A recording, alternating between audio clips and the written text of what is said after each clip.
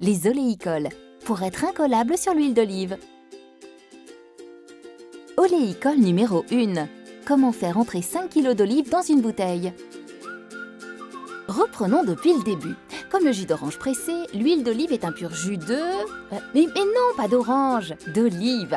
On y retrouve toutes leurs saveurs et qualités nutritionnelles. Il faut environ 6 mois pour que la fleur de l'olivier se transforme en petits fruits. À partir du 5e mois, l'olive va en voir de toutes les couleurs. Maintenant, au boulot! D'octobre à février, on récolte. Et comme l'olive est spéciale, la période de récolte est différente selon les terroirs et les variétés. Et à chacun sa technique pour la cueillette. C'est une étape délicate, il faut choisir le bon moment. Et c'est ça le savoir-faire oléicole aussi. À vos olives, prêts? Partez au moulin! La récolte doit y être emmenée dans les 24 heures.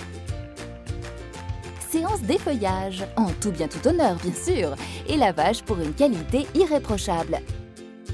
Dans certains moulins, des olives sont mises en maturation 2 à 10 jours pour extraire une huile d'olive goût à l'ancienne.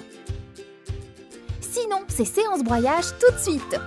Les olives sont triturées et malaxées pour devenir une pâte d'olive. Et ensuite, il faut extraire l'huile d'olive de cette pâte en utilisant uniquement des moyens mécaniques et physiques. On va séparer la partie solide, la pâte d'olive, de la partie liquide. On sépare ensuite l'huile de l'eau contenue dans l'olive. Pour cela, on utilise le fait que l'huile est plus légère que l'eau. Youhou, je flotte! Et pour faire 1 litre d'huile, il faut 5 à 8 kg d'olive selon les variétés. Un produit naturel donc, puisque déjà contenu dans l'olive. Oléicole numéro 2. Pourquoi parle-t-on d'huile d'olive vierge?